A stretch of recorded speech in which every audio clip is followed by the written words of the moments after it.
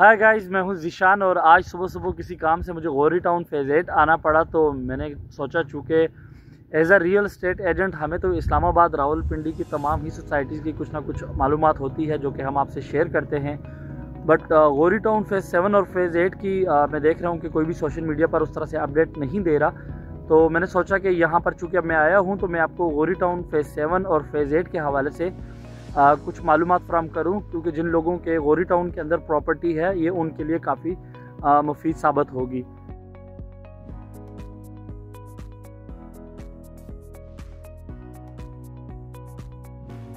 ये गौरी टाउन का तहजीब ब्लॉक है जहां पर इस वक्त मैं मौजूद हूं। यहां पर गौरी मैनेजमेंट ने छोटा सा पार्क बनाया था, लेकिन जो यहाँ के बच्चों वगैरह ने तोड़ फोड़ के इसका बेड़ा गर्क कर दिया है और इसमें 2-3 छोटे छोटे झूले लगे हुए हैं और यहाँ पर बैठने के लिए 2-3 बेंच हैं।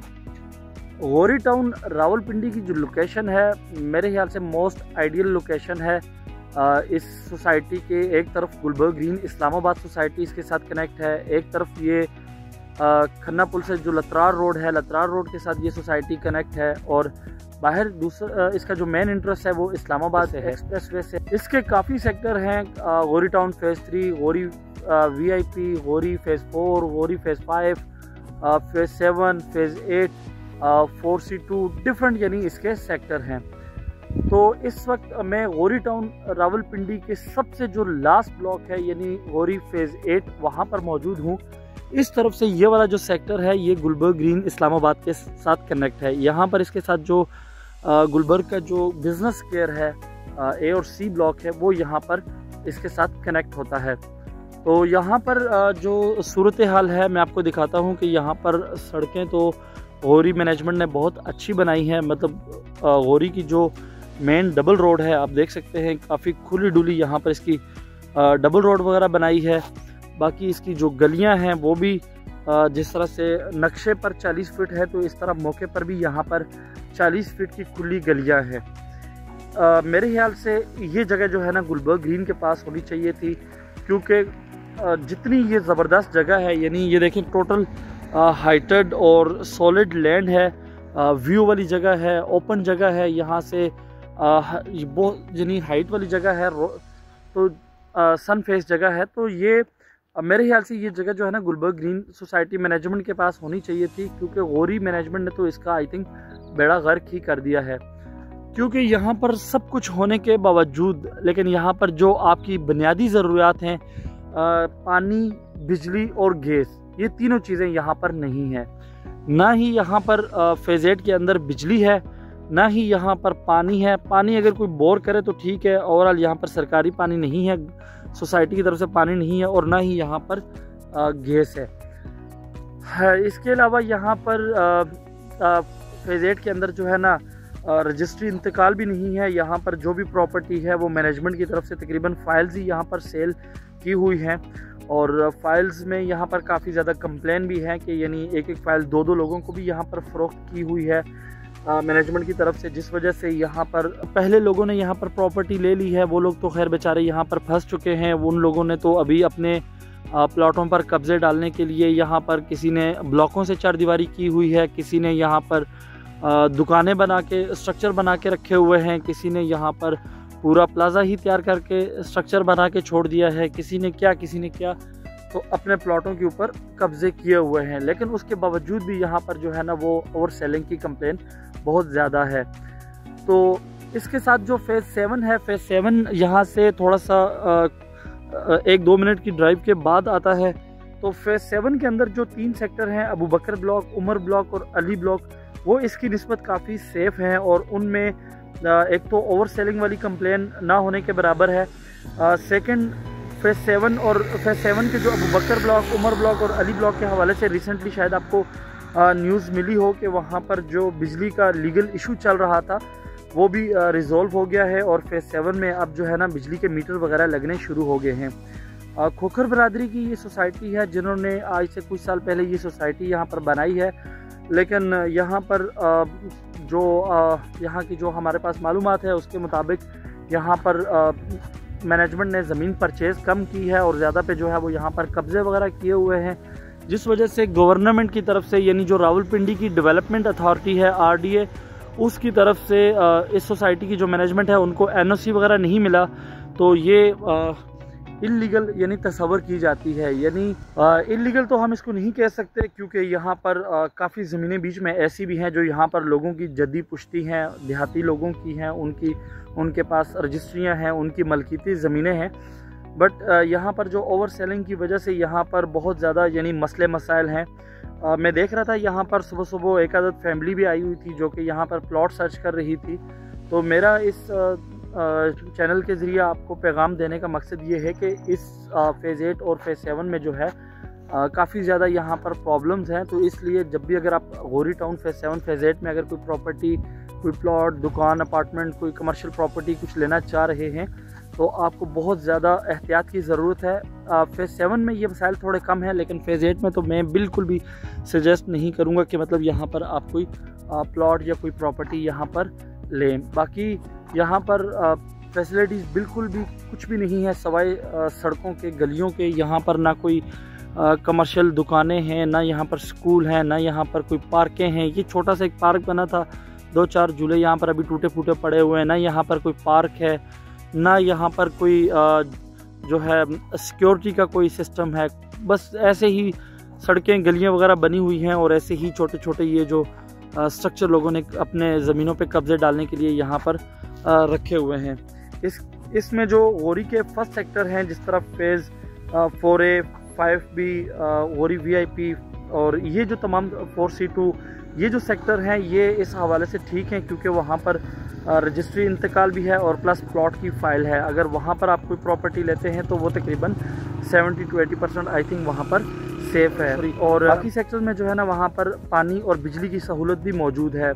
गैस तो चूँकि ओवरऑल पूरी सोसाइटी में यहाँ पर किसी भी सेक्टर में नहीं है। शुरू के चंद जो पुरानी यहाँ पर कंस्ट्रक्शन हुई थी आज से कुछ साल पहले, उनमें कुछ घरों में यहाँ पर गैस है, बट ओवरऑल यहाँ पर गैस नहीं है। बिजली के हवाले से यहाँ की जो इन्फॉर्मेशन अब मेन जानना चाह रहे हैं, तो फ़ेज़ 7 में जो है बिजली के मसला हल हो चुका है, वहाँ पर बिजली के कनेक्शन लगने शुरू हो चुके हैं।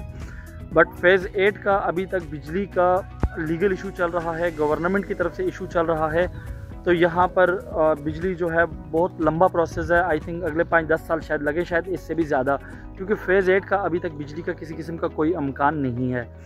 अब यहाँ पर अगर मैं आपको प्राइसेस के हवाले से आगाह करूँ तो यहाँ पर फ़ेज़ 8 के अंदर जो प्लॉट है, रेजिडेंशियल प्लॉट, वो तकरीबन 4 से 4.25 लाख रुपए यहाँ पर मरला है।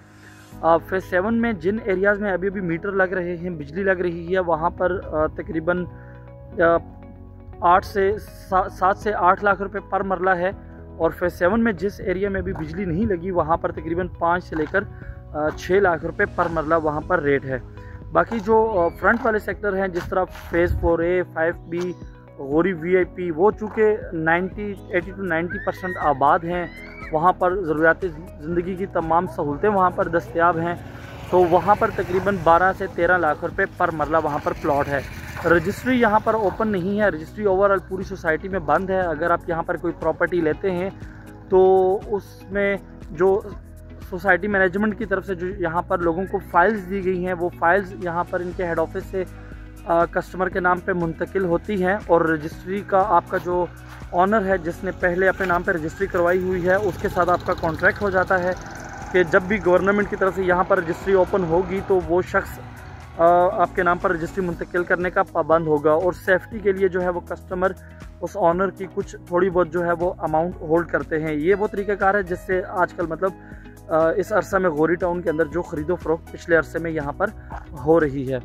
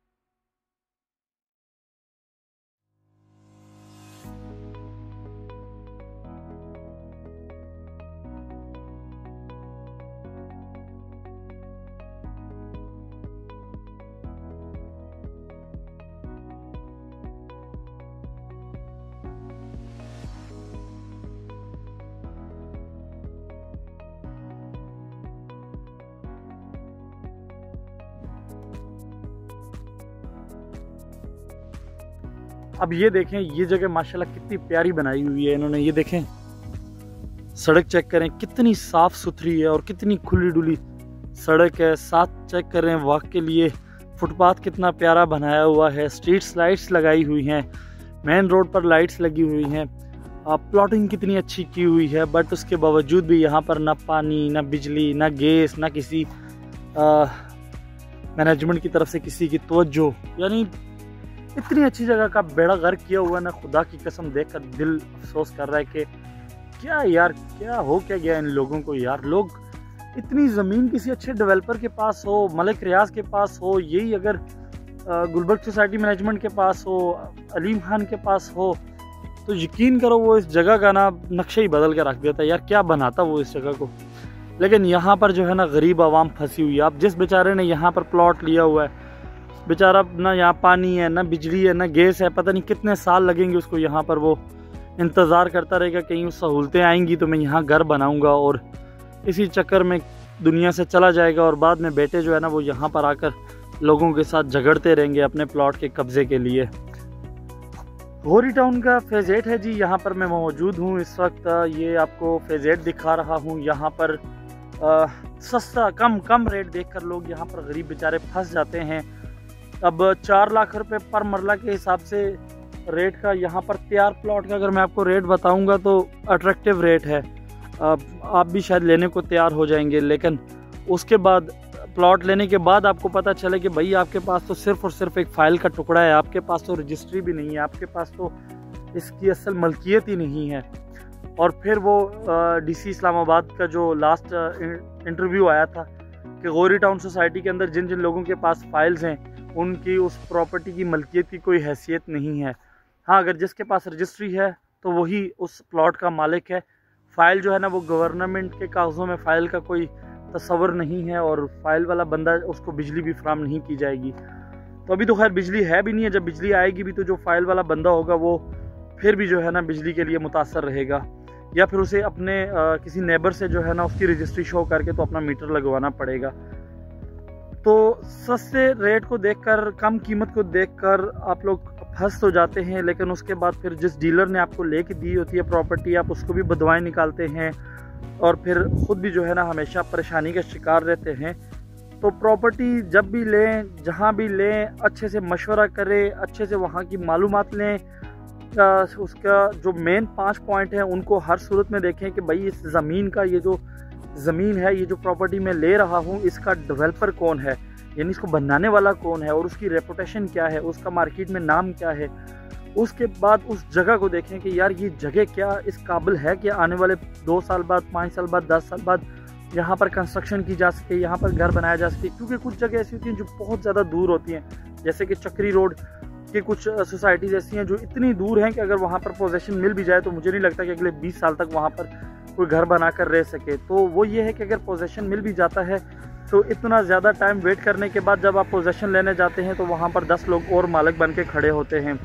तो लोकेशन प्रॉपर्टी में ये समझ लें कि सबसे ज़्यादा है ही लोकेशन है, इम्पोर्टेंट है ही लोकेशन है, बाकी तो सब बात की बातें। सबसे इम्पोर्टेंट प्रॉपर्टी में लोकेशन, डेवलपर, फिर उसके बाद एनओसी यानी लीगल इश्यूज़। लीगल इश्यूज़ जो है ना वो ये है कि चलो वक्त के साथ साथ रिजॉल्व हो जाते हैं। सोसाइटियों में जब भी हाउसिंग प्रोजेक्ट अनाउंस होता है स्टार्ट में ही उसके लीगल इश्यूज़ क्लियर नहीं होते, आहिस्ता आहिस्ता मतलब वो रिजॉल्व होते हैं, क्योंकि मैनेजमेंट मज़ीद ज़मीनें ख़रीदते रहते हैं। जो मैनेजमेंट होती है वो मज़ीद ज़मीनें ख़रीदती रहती है, उनका एनओसी अप्लाई करती है, मतलब एनओसी और लीगल इश्यूज़ जो है ना वो रिजॉल्व होने में टाइम लग जाता है। तो तीसरी मेन चीज़ है एनओसी यानी legal issues, no objection certificate. वो एनओसी जो है वो किसी भी हाउसिंग प्रोजेक्ट का एकदम से नहीं मिलता, लीगल इश्यूज़ एकदम से नहीं पता चलते, क्योंकि जो मैनेजमेंट होती है किसी भी हाउसिंग प्रोजेक्ट की वो नई ज़मीनें ख़रीदती रहती है, और इस तरह से वो जो एनओसी वाला प्रॉब्लम है उसको रिजॉल्व होते हुए हर हाउसिंग प्रोजेक्ट में टाइम लगता है। चलें वो तो ये है कि उस पर आपको कभी भी पहले नहीं पता चलेगा कि यहाँ पर कल लीगल इश्यूज़ होंगे कि नहीं।